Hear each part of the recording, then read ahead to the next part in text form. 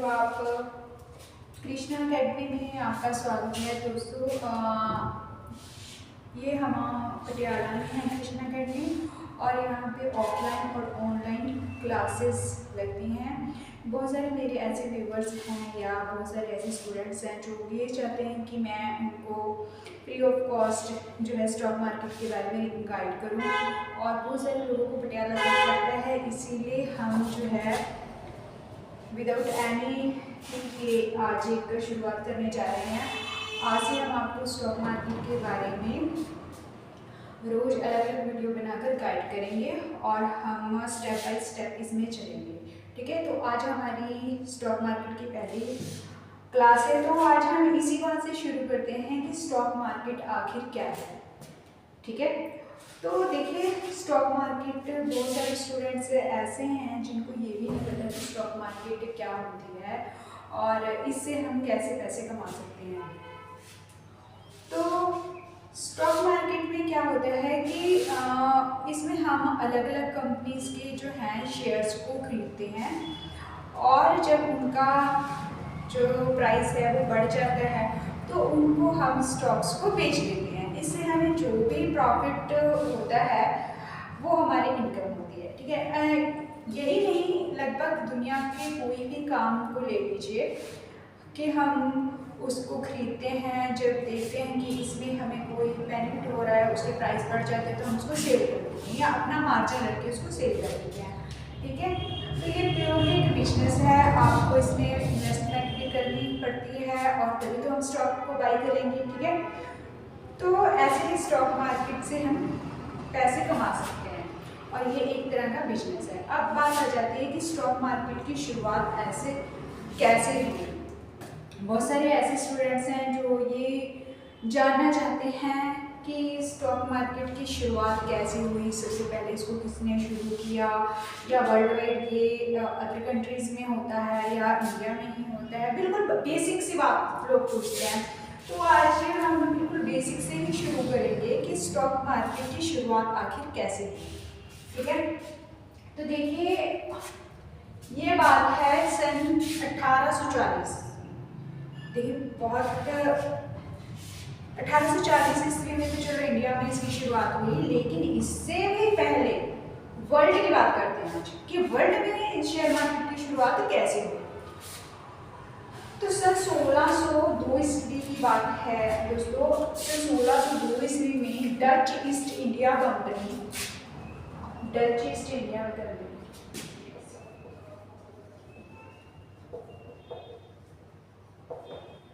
ठीक है, Dutch east India company जो थी वो दुनिया के अलग अलग कोनों में शिप के जरिए सामान को लेके जाने का काम करती थी, यानी एक जगह से सामान को दूसरी जगह पे लेके जाते थे। इनकी शिप्स होते थे जो पानी में चलते थे।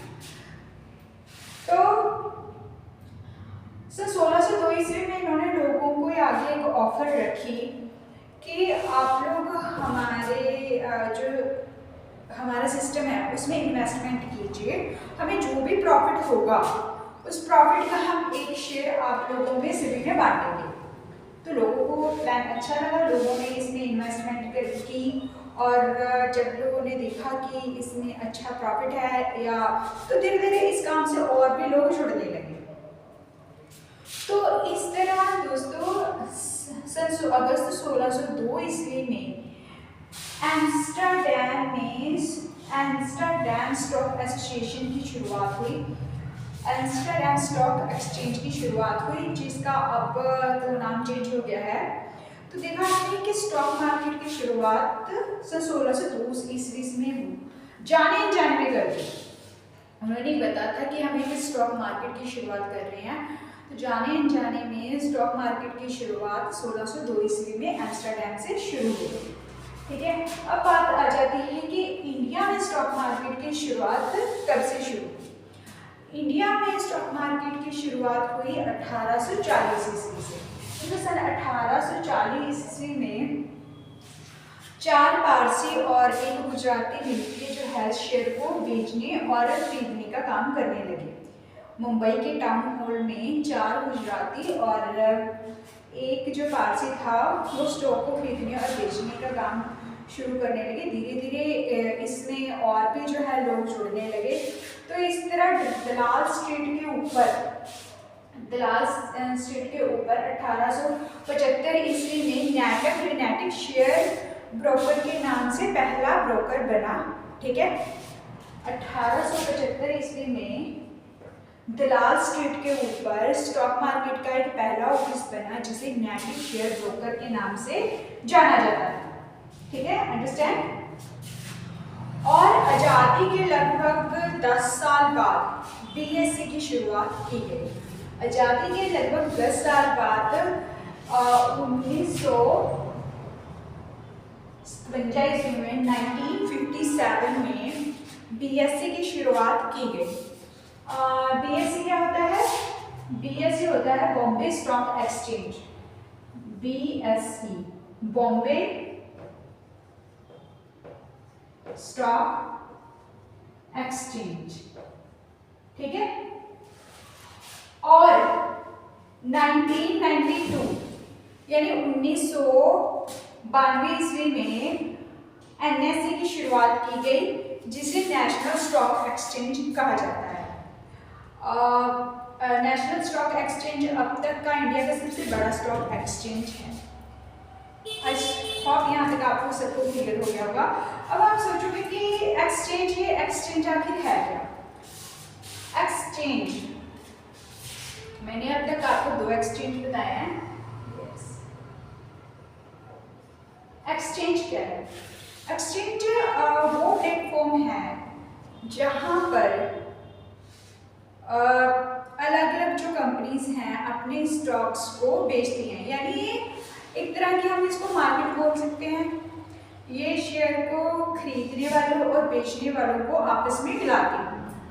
ठीक है, जैसे कि अब जैसे हमने मान लो किसी भी मार्केट में जाना होता है, कपड़ा बाजार, कोई सब्जी बाजार, अलग अलग तरह की मार्केट्स हैं। तो ऐसे ही हम इसको ये सोचते हैं कि एक्सचेंज भी एक मार्केट है। तो अब तक हमारे पास 2 एक्सचेंज हैं, बॉम्बे स्टॉक एक्सचेंज और जो है नेशनल स्टॉक एक्सचेंज। ठीक है, अब यहाँ पे स्टॉक, इन दोनों स्टॉक एक्सचेंज के ऊपर लगभग 5000 से भी ज़्यादा कंपनीज जो हैं वो लिस्टेड हैं।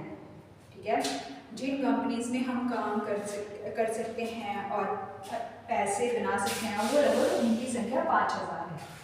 ठीक है, जब पहली बार किसी भी कंपनी को स्टॉक एक्सचेंज के ऊपर लिस्टेड होना होता है तो अपना वो आईपीओ लेके आते हैं। क्या कहते हैं? आईपीओ। अब आप बोलोगे कि आईपीओ क्या होता है? आईपीओ का मतलब होता है इनिशियल पब्लिक ऑफरिंग। क्या होता है? Initial public offering. Initial public offering. ठीक है, यहाँ से नोट कर लीजिए, इनिशियल पब्लिक ऑफरिंग। जब किसी भी कंपनी को फर्स्ट टाइम अपने आप को स्टॉक एक्सचेंज के ऊपर लिस्टेड करना होता है तो वो अपने आईपीओस लेके आते हैं जिन्हें कि हम इनिशियल पब्लिक ऑफरिंग कहते हैं। ठीक है, यहाँ तक आपको क्लियर हो गया होगा, आप नोट कर लीजिए। अब हम जानते हैं कि आखिर इनमें काम कैसे करते हैं। कह रहे हैं कि हम स्टॉक मार्केट में आखिर कैसे काम कर सकते हैं। इससे पहले हमने ये सीखा कि स्टॉक मार्केट आखिर क्या चीज़ है और इसकी शुरुआत कैसे हुई। तो अब बात करते हैं कि स्टॉक मार्केट में क्या क्या काम करने होते हैं और हम इसमें प्रॉफिटेबल कैसे बनते हैं।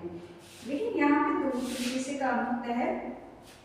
एक तो हम स्टॉक मार्केट में इन्वेस्टमेंट कर सकते हैं, यानी कि हम किसी भी स्टॉक में, म्यूचुअल फंड में और आईपीओस में हमने इन्वेस्टमेंट करना है। जितना हमें अपना टारगेट चाहिए वो टारगेट सेट करके हम स्टॉक से बाहर आ सकते हैं। लेकिन अब आप कहोगे कि ऐसे तो हम एफडीज में भी इन्वेस्टमेंट कर सकते हैं या और भी अदर सोर्सेज हैं जहाँ पे हम इन्वेस्टमेंट कर सकते हैं, तो हम स्टॉक मार्केट में ही इन्वेस्टमेंट क्यों करेंगे? तो इसका देखिए एक बहुत बड़ा कारण है कि इंटरेस्ट। अब आप बताएं मुझे कि जैसे हमें एफडी है, एफडी में हमें जो रिटर्न मिलता है वो लगभग हमें एक साल का 6 से 7% मिलता है। एफडी में जो हमें रिटर्न मिलता है वो 6% से 7% तक मिलता है, ठीक है, एक साल का लगभग। क्या आप लोगों को पता है जो इन्फ्लेशन है, महंगाई है, वो कितनी दर से बढ़ रही है? वो लगभग 8-9% के हिसाब से हर साल बढ़ती है। यानी जो हमारी एफडी की रिटर्न है वो महंगाई को बीट नहीं कर पाती। मतलब आज जिन चीज़ों की वैल्यू हमें कम मिल रही है वो आने वाले एक साल में, 2 साल में कितनी ज़्यादा इंक्रीज हो रही है, कितनी ज़्यादा महंगाई हो रही है, उस महंगाई को जो एफडी की रिटर्न बीट नहीं कर पाती। लेकिन एक बात है कि इसमें जो हमें रिटर्न मिलती है वो फिक्स है। अब जितना रिटर्न उन्होंने बोल दिया साल का, उतना ही रिटर्न हमें जो बैंक है वो देंगे ही देंगे, ठीक है। अब बात आ जाती है कि हम म्यूचुअल फंड में क्यों इन्वेस्टमेंट करते हैं। देखिए, म्यूचुअल फंड में एक ऐसा प्लेटफॉर्म है या शेयर मार्केट एक ऐसा प्लेटफॉर्म है जहां हमें एक दिन में हम 6 से 7% कमा सकते हैं। समझे सबको? हम शेयर मार्केट में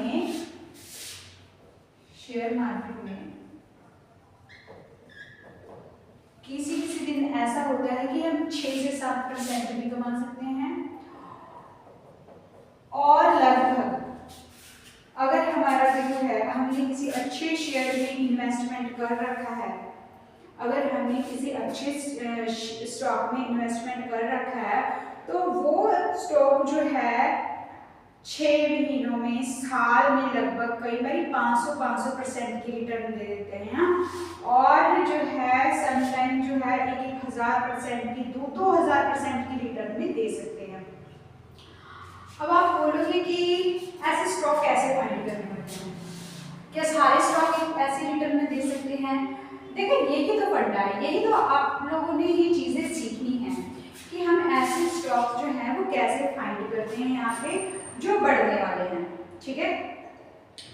और अगर मान लीजिए आपको स्टॉक जो है फाइंड करने में कोई मुश्किल आ रही है कि हम कैसे स्टॉक में जो है इन्वेस्टमेंट करें ताकि हम ज़्यादा से ज़्यादा आरओई जनरेट कर सकते हैं, तो इसका एक ऐसा सोल्यूशन है। आपको मान लीजिए कुछ भी नहीं आता तो आप म्यूचुअल फंड में जो है इन्वेस्टमेंट कर सकते हैं। म्यूचुअल फंड, अब म्यूचुअल फंड क्या है? म्यूचुअल फंड आज हम सीखेंगे कि म्यूचुअल फंड क्या है और ये हमें कितनी % तक रिटर्न देता है। अब देखिए, म्यूचुअल फंड लगभग हमें 20 से 30% एक साल का दे सकता है। कितना? 20 से 30% दे सकता है। इसमें थोड़ा रिस्क रहता है। रिस्क क्या रहता है? एक तो ये डिपेंड करता है, मान लीजिए कि ये जो म्यूचुअल फंड्स हैं हमें एक तो लंबे लगभग 5 साल तक, अगर हमें लगभग हम जितना लंबा इसको जितना ज़्यादा टाइम के लिए होल्ड कर सकते हैं हमें उतना ही ज़्यादा प्रॉफिट होता है इसमें, ठीक है। म्यूचुअल फंड जो है, म्यूचुअल फंड अलग अलग कंपनीज के जो स्टॉक्स होते हैं उनका एक ग्रुप होता है, ठीक है। आप समझे? देखिए, मान लीजिए आप किसी भी स्टॉक को बाय करने से डर रहे हो कि हो सकता है हमारा स्टॉक नीचे ना चला जाए या हो सकता है अगर ऐसा ना हो जाए ऐसा, तो आप इस मतलब कोई भी स्टॉक होल्ड करने से डर रहे हो, ठीक है, तो आप म्यूचुअल फंड में जो है इन्वेस्टमेंट कर सकते हो।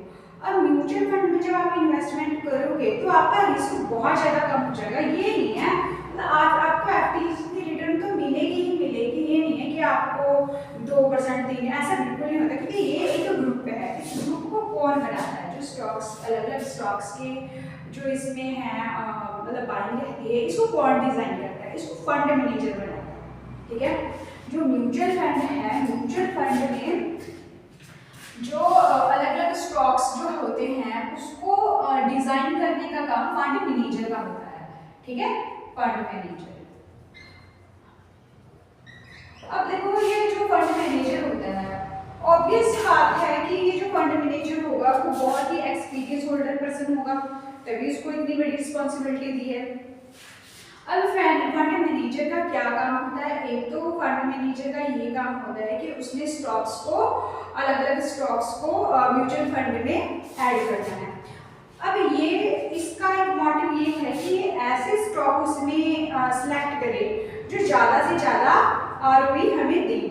यानी कुछ स्टॉक्स ऐसे होते हैं कि जैसे सीजनैलिटी के ऊपर डिपेंड करते हैं। ठीक है, तो फंड मैनेजर क्या करते हैं कि ऐसे स्टॉक्स फाइंड करते हैं जो कि आने वाले कुछ टाइम में बढ़ने वाले हैं, या ऐसा सेक्टर फाइंड करते हैं जो आने वाले टाइम में बढ़ने वाला है, तभी उससे हम ज़्यादा से ज़्यादा आरओई जनरेट कर पाते हैं। ठीक है, अगर मान लीजिए कोई भी स्टॉक बैड परफॉर्मेंस करता है, मान लीजिए कोई भी स्टॉक बैड परफॉर्मेंस करता है, तो जो फंड मैनेजर है उसको दूसरे स्टॉक के साथ रिप्लेस कर देता है।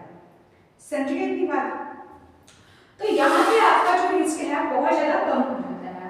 बहुत सारे लोग अब जो क्या कर रहे हैं, बहुत सारे लोग अपनी जो अमाउंट है एफडी में से निकाल कर या बैंक्स में से निकाल कर म्यूचुअल फंड में डाल रहे हैं। हम ये नहीं बोलते कि एफडी कोई गलत चीज़ है, लेकिन सारी जो खेल है वो आरओई की है। हाँ, लेकिन अगर आपका मोटिव ये है कि आपने साल बाद या 1.5 साल बाद किसी की मैरिज करनी है घर में, तो आपको पैसे वो चाहिए। ठीक है, तो आपके लिए एफडी ठीक है, लेकिन मैं तो कहूँगी कि अगर आपके पास कोई ऐसा फंड पड़ा है जिसकी आपको ज़्यादा ज़रूरत नहीं है, जो ठीक है, उस जो अमाउंट है उसको आप होल्ड कर सकते हो, उस फंड को आप लगभग 5 साल या 3 साल तक होल्ड कर सकते हो, तो म्यूचुअल फंड बहुत अच्छी चीज़ है।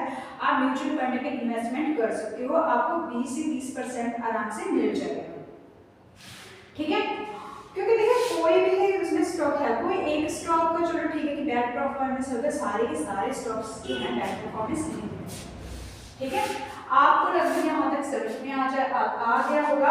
अब मैं आपको इसकी रिटर्न दिखाती हूँ कि कैसे कैलकुलेट होती है। आप तो खुद देखोगे कि हाँ कि वाकई म्यूचुअल फंड में इन्वेस्टमेंट करके हम प्रॉफिटेबल बन सकते हैं। अब देखिए अब जो है कैसे कैलकुलेट होती है, जो इंटरेस्ट होता है। देखिए हम SBI mutual fund return calculator के ऊपर गए। ठीक है, रिटर्न कैलकुलेटर के ऊपर गए और मान लीजिए हमने यहाँ पे 1 लाख रुपए इन्वेस्ट किया।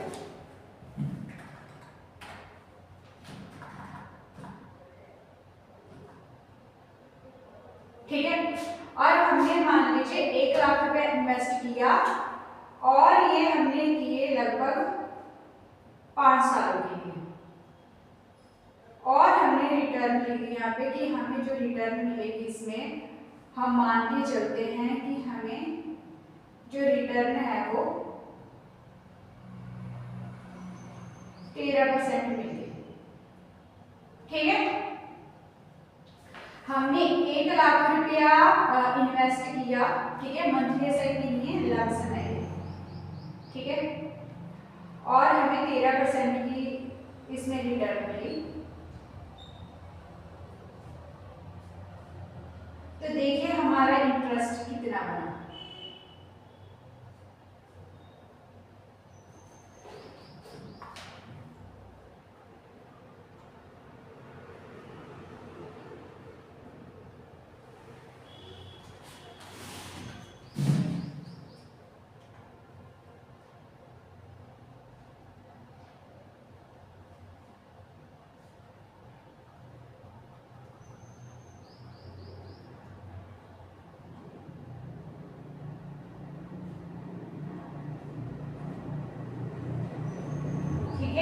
हमारे लगभग पैसे जो हैं डबल हो गए हैं, और हमने मान लीजिए 2 लाख रुपए इन्वेस्टमेंट किया,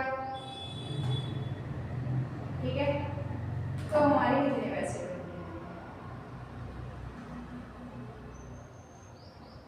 ठीक है, हमने लगाए तो 2 लाख रुपए थे और जस्ट 13% की रिटर्न के साथ ही 5 सालों में हमारे पैसे डबल हो गए।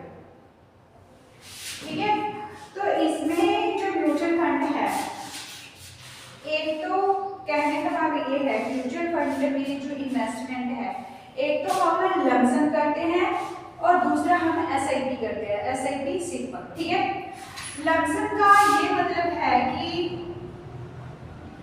आपने एक बार में ही पैसे लगाने हैं। ठीक है, आपके पास 1 लाख रुपया है, 2 लाख रुपए है, 50,000 है, मिनिमम हम 5,000 रुपए से लमसम कर सकते हैं। यहाँ पे हम अगर हम 20% की रिटर्न भी लगाएं, हम मिनिमम अगर 20% की रिटर्न भी लगाते हैं तो हमारे हर 4 साल में जो है पैसे डबल हो रहे हैं। ठीक है, और दूसरी बात अब यहाँ तक समझिए, एक तो हम यहाँ पे लमसम में इन्वेस्टमेंट करते हैं, दूसरा हम करते हैं एसआईपी में, एसआईपी सिंपल, इसको बोलते हैं सिस्टमैटिकली इन्वेस्टमेंट प्लान।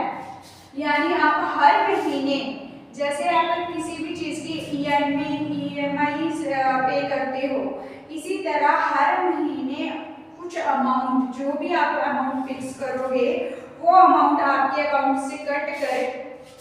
ठीक है, वो अमाउंट आपके अकाउंट से कट जाएगी और आपकी एसआईपी में चली जाएगी, आपके म्यूचुअल फंड में चली जाएगी। ठीक है, यहाँ तक आपको क्लियर हो गया। अब बात करते हैं कि म्यूचुअल फंड में हमें इन्वेस्टमेंट एक तो क्यों करना चाहिए। म्यूचुअल फंड में जो हमारी इन्वेस्टमेंट है उस पे जो इंटरेस्ट लगता है वो कंपाउंड इंटरेस्ट लगता है।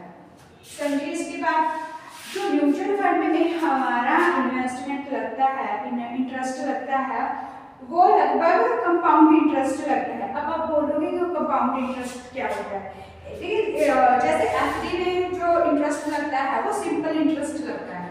ठीक है, एफडी में जो इंटरेस्ट लगता है वो सिंपल इंटरेस्ट लगता है। यानी मान लीजिए हमने 1 लाख रुपए की इन्वेस्टमेंट की, तो जो भी ब्याज मिलेगा वो हमें 1 लाख रुपए के ऊपर ही मिलेगा।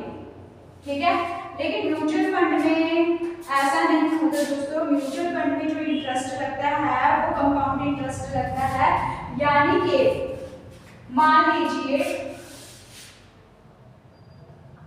आज आपके पास 5,000 है, फॉर एग्जाम्पल आज आपके पास 5,000 है, कल आपके पास होंगे 2,000, सॉरी कल आपके पास होंगे 10,000।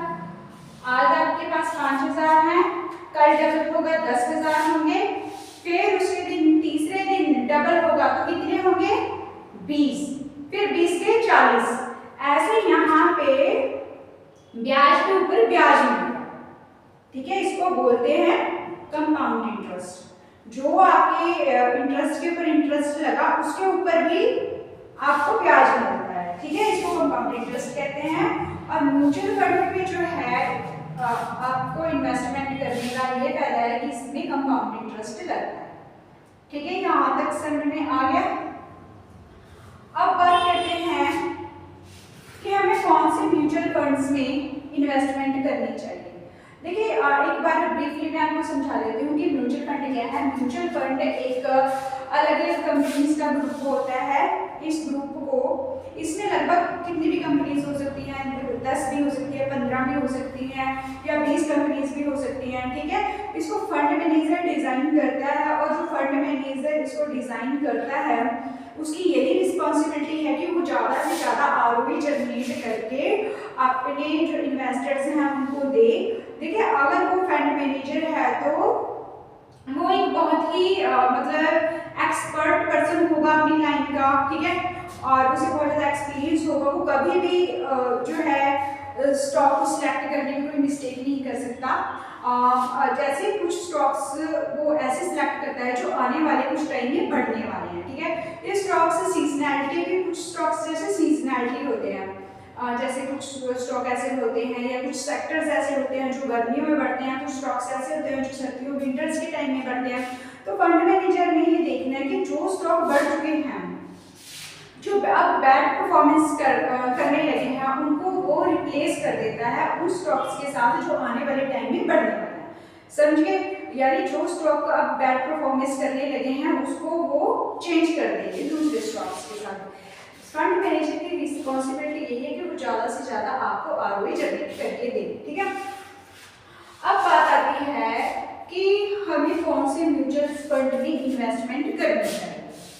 ठीक है, हमें कौन से म्यूचुअल फंड में इन्वेस्टमेंट करनी चाहिए। देखिए, म्यूचुअल फंड बेसिकली, वैसे तो कितनी तरह के होते हैं, लेकिन बेसिकली तीन टाइप्स के म्यूचुअल फंड होते हैं। ठीक है, एक तो म्यूचुअल फंड होते हैं लार्ज कैप म्यूचुअल फंड। कौन से? Large cap.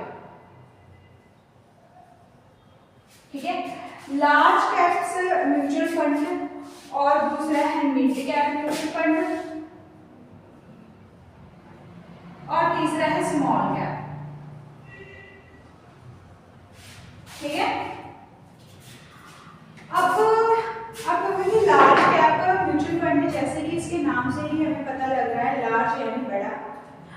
लार्ज कैप जो म्यूचुअल फंड है वो बड़ी कंपनीज का, जिनकी मार्केट कैपिटल वैल्यू ज़्यादा होती है, लाइक 20,000 करोड़ से अबव या 20,000 करोड़ समथिंग, जो मतलब ज़्यादा बड़ी कंपनीज होती हैं, लाइक रिलायंस, इन्फोसिस और HDFC बैंक्स। 5,000 से 10,000 से ऊपर वाली सारी कैपिटल वाली सारी कंपनीज जो हैं वो लार्ज कैप्स में आती हैं। ठीक है, अब जो देखिए, अब चलो आगे बात करते हैं इसमें कि किसमें इन्वेस्टमेंट करनी चाहिए, किसमें नहीं इन्वेस्टमेंट करनी चाहिए। फिलहाल हम आपको ये बताते हैं कि ये कंपनीज क्या क्या हैं। ठीक है, अब आती है बात मिड कैप। हमने लार्ज कैप कंपनीज पढ़ ली कि जिनकी मार्केट वैल्यू 10 से 20,000 करोड़ रुपीज है, वो सारी लार्ज कैप्स कंपनीज हैं। और अब आती है mid cap companies. Mid cap companies होती हैं जिनकी वैल्यू 50,000 से ऊपर होती है, वो सारी मिड कैप कंपनीज होती हैं। मिड यानी मिडल्स, ना ज़्यादा बड़ी कंपनीज ना ज़्यादा छोटी कंपनीज। ठीक है, यहाँ तक आपको क्लियर होगा। अब बात करते हैं कि स्मॉल कैप म्यूचुअल फंड क्या होते हैं। स्मॉल, जैसे इसके नाम से ही हमें पता चल रहा है कि स्मॉल कैप जो है छोटी कंपनीज को बोला जाता है। अब इनकी मार्केट जो कैपिटलाइजेशन होती है या मार्केट वैल्यू होती है वो कम होती है, और ये लगभग 1 CR से लेकर 5 CR तक इनकी मार्केट वैल्यू जो होती है। ठीक है, अब बात आ जाती है कि इन तीनों में से कौन सी कंपनीज में हमें इन्वेस्टमेंट करनी चाहिए। ठीक है, या कौन से म्यूचुअल फंड में हमें इन्वेस्टमेंट करनी चाहिए।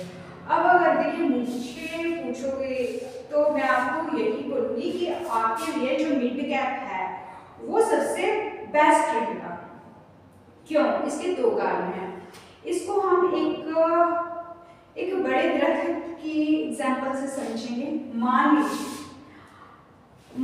कोई बहुत बड़ा दरख्त है, ठीक है, वो ऑलरेडी बड़ा है, वो और कितना बड़ा हो, ठीक है, वो जो ऑलरेडी बड़ा है वो और कितना बढ़ेगा, उसके देखिए बढ़ने के चांस बहुत ज़्यादा कम है। क्योंकि देखिए वो, अगर मान लीजिए वो 20,000 करोड़ है तो उसको डबल होने के लिए, यानी उसको 100% कमाने के लिए और 20,000 करोड़ चाहिए। समझिए, यानी कि वो ऑलरेडी बड़ा है, उसको और बड़ा होने के लिए उससे डबल पैसे चाहिए। या एक बड़ा बच्चा है, मान लीजिए, हर एक बच्चे के बढ़ने की एक लिमिट है, ठीक है, और एक अपने एज के अकॉर्डिंग जितना उसने, जिसकी मतलब 20 साल या 25 साल तक वो, उसके बाद वो बढ़ना बंद हो जाता है। ठीक है, जीवन तो उसका चल रहा है लेकिन वो बढ़ना, उसकी हाइट नहीं बढ़ती है ना। लेकिन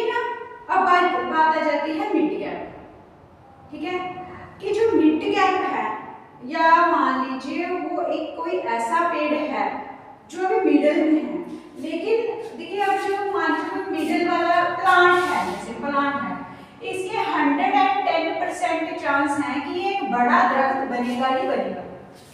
110% उसके चांस है कि वो एक बड़ा प्लांट बनेगा ही बनेगा। ठीक है, तो जैसे कोई बच्चा है, मान लीजिए कोई बच्चा 10 साल का है, तो हमें उस टाइम में वो ग्रो ज़्यादा होता है। ठीक है, 10 साल 5 साल के बच्चे को हमें पता है कि उसके ग्रो होने के चांसेस ज़्यादा हैं और उसमें यंग होना ही होना है और उसकी हाइट भी बढ़ेगी। ठीक है, ऐसे ही प्लांट है, प्लांटिंग। अब बात आती है कि हमें इनमें कैसे इन्वेस्टमेंट करनी है। देखिए, अगर हम लार्ज कैप में इन्वेस्टमेंट करते हैं तो ठीक है कि इसमें हमारा रिस्क नहीं होगा, हमारे पैसे नहीं डूबेंगे। ठीक है, लेकिन इसमें जो है अगर रिस्क कम है तो रिवॉर्ड भी कम है और हमारा मोटिव सिर्फ रिवॉर्ड से है, हमें ज़्यादा से ज़्यादा इंटरेस्ट चाहिए। इसीलिए हम जो है मिड कैप कंपनीज को सिलेक्ट करेंगे और मिड कैप कंपनीज के म्यूचुअल फंड में ही हमें इन्वेस्टमेंट करनी है। ठीक है, क्योंकि इनमें ग्रो होने के चांस बहुत ज़्यादा रहते हैं। अब कुछ ज़्यादातर जो अगर हम जाकर वैसे फंड मैनेजर को किसी भी बैंक में बोल देते हैं, बहुत सारे मेरे ऐसे स्टूडेंट्स हैं कि मैम हमने SIP तो करवा रखी है लेकिन वो सारे ना स्मॉल कैप में हैं, क्योंकि उन लोगों को पहले इतनी नॉलेज नहीं थी। ठीक है, और वो जाकर सीधा ही जो है फंड मैनेजर को ऐसे बोल देते हैं कि हमें तो म्यूचुअल फंड में पैसे लगाने हैं। अगर आप भी जाकर सीधा म्यूचुअल फंड मैनेजर को ये बोल दोगे कि हमने म्यूचुअल फंड में पैसे लगाना, तो जाहिर सी बात है कि वो आपके स्मॉल कैप में ही लगाएगा, क्योंकि उनकी रिस्पॉन्सिबिलिटी भी ये होती है कि उन्होंने सारे म्यूचुअल फंड को देखना होता है। ठीक है, अब स्मॉल कैप में हमें क्यों नहीं, देखिए ज़्यादा इन्वेस्टमेंट में आपको बोल रही हूँ कि नहीं करना चाहिए, क्योंकि ये ज़्यादा रिस्की होते हैं। अब जैसे एक छोटा बच्चा है या एक छोटा प्लांट है, उसकी केयर हमें ज़्यादा करनी पड़ती है। ठीक है, कोई छोटा प्लांट है, उसका हमें रिस्क रहता है, ये चलेगा बढ़ेगा नहीं, ये हो जाएगा वो, तो उसमें ज़्यादा रिस्क रहता है। ठीक है, इसी तरह कोई कंपनी है, नई कंपनी है, प्रॉफिटेबल हो रही है, ठीक है, लेकिन अगर ये बढ़ेगा, इसमें दो बातें हैं। अगर ये छोटे प्लांट से एक बहुत बड़ा दरख्त बनेगा तो ये बहुत आगे तक जाएगा, लेकिन ये बात है कि हमारे पास जो है इतना अगर हौसला ना हो, हम रिस्क कम लेना चाहते हैं, मान लीजिए हम रिस्क कम लेना चाहते हैं, तो हमें मिड कैप सही रहता है। ठीक है, मिड कैप में इन्वेस्टमेंट करना हमारे लिए बढ़िया रहेगा, क्योंकि जितनी भी मिड कैप्स कंपनियां हैं, अगर वो अच्छा परफॉर्मेंस करती हैं तो वो लार्ज कैप कंपनीज बन जाएंगी। ठीक है, जितनी भी मिड कैप कंपनीज